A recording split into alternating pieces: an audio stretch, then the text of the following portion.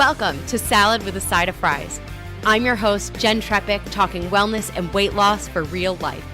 We're here to clear up the myths, misinformation, bad science, and marketing to teach you how to eat and how to cheat. Are you ready? I'm having salad with a side of fries. This week, we're talking about MSG. And whenever I hear this, all I think about is not Madison Square Garden, but when I was a kid, the local Chinese food restaurant that we always used to go to, and my parents would order everything with no MSG. Right? You too? Absolutely. Yeah. And then recently it came up, a friend of mine texted me to settle maybe an argument that she was having with her mom. So her mom was saying that MSG is healthy, and my friend thought it wasn't. And while we've talked about this in other nutrition nuggets where we talked about food additives, it made me say, okay, this deserves its own. So we're going to talk about it here, right? For sure.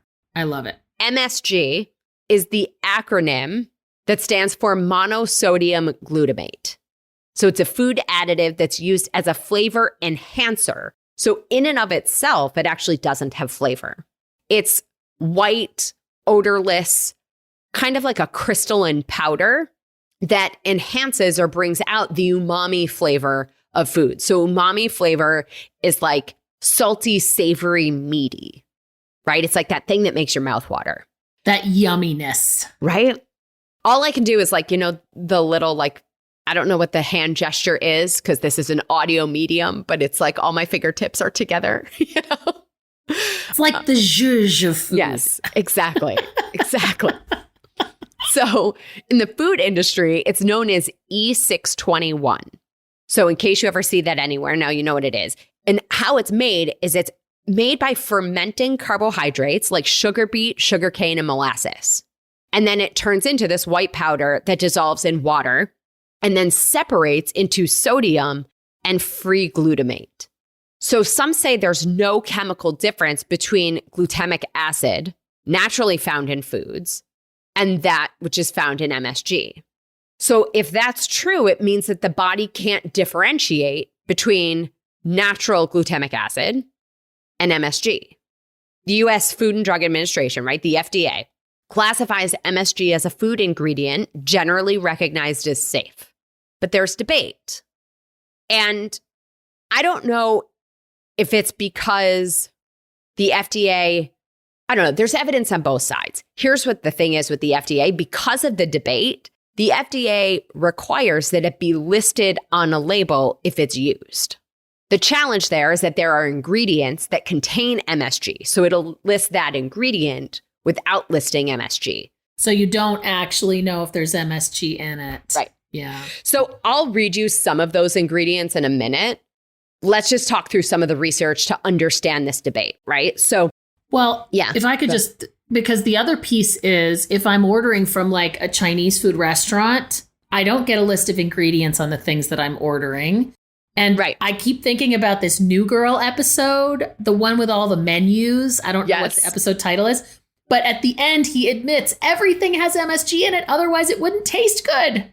Even if you say no MSG, we're still putting it in. Now, that was a sitcom. I can't say that's true of all restaurants. However, you don't know if it's in there. You don't know if they're putting it anyway. Exactly. There's a lot of honor system happening.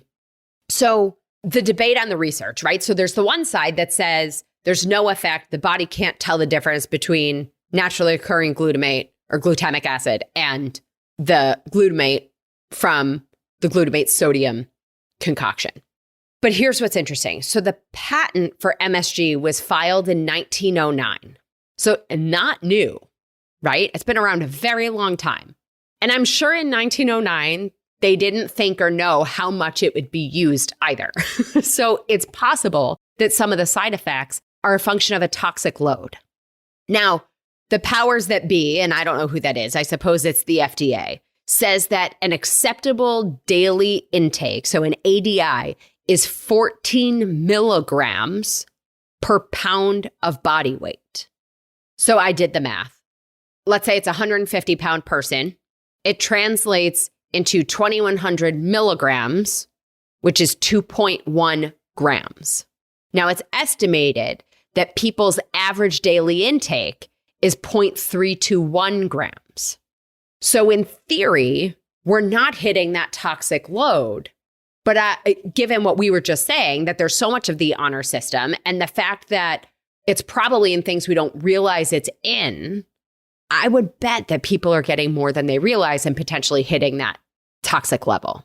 And other than thinking, oh, I get headaches after I eat Chinese food, I don't know how much we're connected to what MSG is and what the side effects are and how much of it we should have. It's not talked about like sugar, right, and other things. Yeah. So let's talk about some of those symptoms or side effects. So they're called MSG symptom complex.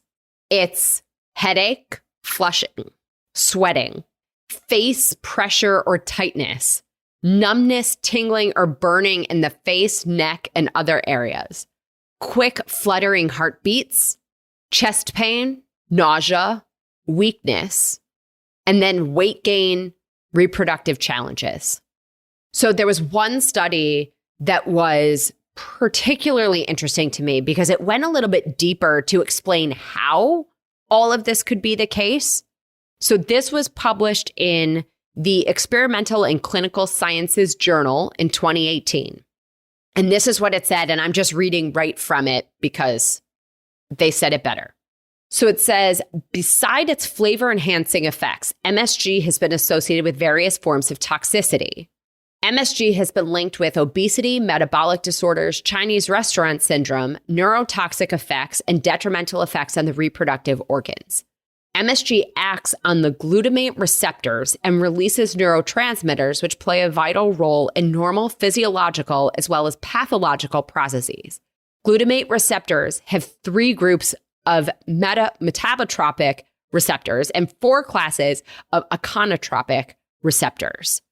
All of these receptor types are present across the central nervous system. They're especially numerous in the hypothalamus, the hippocampus, and the amygdala, where they control autonomic and metabolic activities. So this is concerning to me, I'm not going to lie, but it explains the range of symptoms. It's autonomic nervous system and metabolic health, right? Metabolic activities. So then in this study, they have a diagram. So in the diagram, it says that the obesity piece is coming from the hypothalamus signaling cascade change, right? This includes disrupting leptin activity, palatability, glucose tolerance, and more. It shows the neurotoxin effect leading to Alzheimer's, brain tumors, dementia, anxiety, Huntington's disease, Parkinson's disease, which is also in that list of symptoms. It's the dizziness, the facial pressure, the flushing, the neck burning. And then the reproductive abnormalities, they say, are coming from a disruption of stroma cells and basement membrane, oxidative stress, DNA damage, and protein modifications. I mean, it sounds scary. I was going to say, this is all very, very scary stuff. This all sounds like the things I need to be alive and thriving. Right. And then at the same time, the health authorities, right? So it's called the Joint FAO-WHO Expert Committee on Food Additives and the Food and Drug Administration and the European Food Safety Association consider MSG to be generally recognized as safe. And some say that there's newer research that the evidence isn't conclusive, right? These symptoms or side effects aren't necessarily possible even because the MSG is fully metabolized in the gut and not even getting to the brain. Now, given the gut-brain connection, I don't know.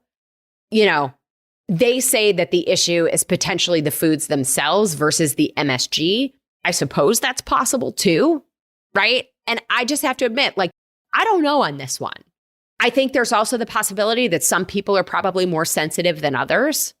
Of course. Right? So the bottom line is that this is a really personal choice, right? If you're, placing your priority on eliminating a lot of these things, then this is probably one of those things I would put in the category of looking for.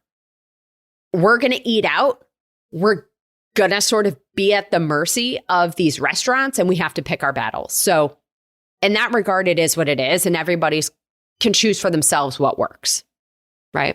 I agree. And it's good to have the information and the knowledge. Knowledge is power. because that gives us the opportunity to make that choice. Totally. That's what we're here for, right? So if you are going to make that choice and look for it and pay more attention to how you feel, you'll find it mostly in seasonings, fast food, soups, condiments, and like salad dressings, chips, processed meat, ultra pasteurized products.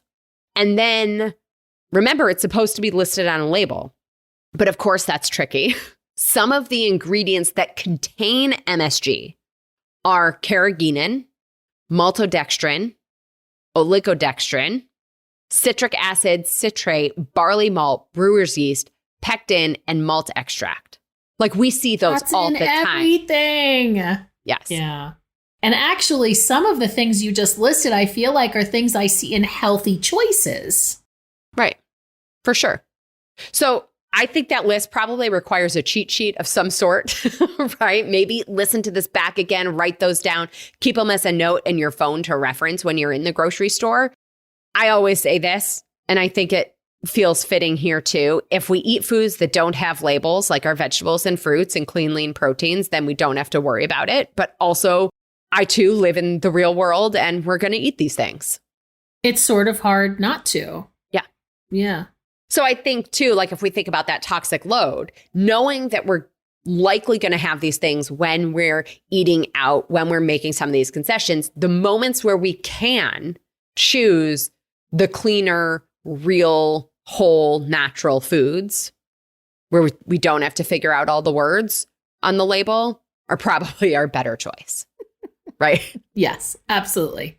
And ultimately, it's just personal preference, right? So know yourself, know your body. How do you respond to MSG and foods? And take note, right? I think you can certainly avoid it if you prefer to do so. When I can, I personally avoid it, but I also eat out. And so there's the potential for health impacts, and I don't know. I don't feel the need to risk it more than I do, given the amount that I eat out. And like I say, I have enough challenges in my life with all the things and weight and all that stuff. Like, I don't need to add this too, but that's right. And I'm so glad we talked about this because I didn't realize it was in so much. Yeah. I thought, well, if I just don't go to the Chinese restaurant, like that's how I associate it. Totally. I didn't know it was in fast food. I didn't know it was in all the other things that you said. I know. Like maltodextrin. Yeah. What? Yeah. I know. Barley malt was one of the yes. I think you said. Yeah. That just blows my mind. Me too. Yeah. Awesome. Well, as always, everybody, I'm your host, Jen Trepeck. Connect with me on Instagram or all social media. I'm at Jen Trepeck, JENNTREPECK. Our website is asaladwithasideoffries.com. Send a message, pick your platform, wherever is easy for you. I want to hear your takeaways, your ideas, your questions. This is also the easiest way to learn more about working with me as your health coach. Trista, thank you again for joining me for this. Thank you so much. This was a blast. Oh, good. Of course, everybody, if you're not already a member, join our membership by going to glow.fm/saladwithasideoffries to show your support for this podcast, this community, and your health. You'll get this week's recipe for the quinoa and mushroom stuffed acorn squash and the smartphone compulsion test. Well, friends, that's it for today's episode of Salad with a Side of Fries. Congratulations for making yourself and your health a priority. Thanks so much for joining us. Be sure to click subscribe or follow on your favorite podcast platform. Share us with a friend, and we'll be back next week. Always remember, you deserve it, and you are worth it. Happy healthy.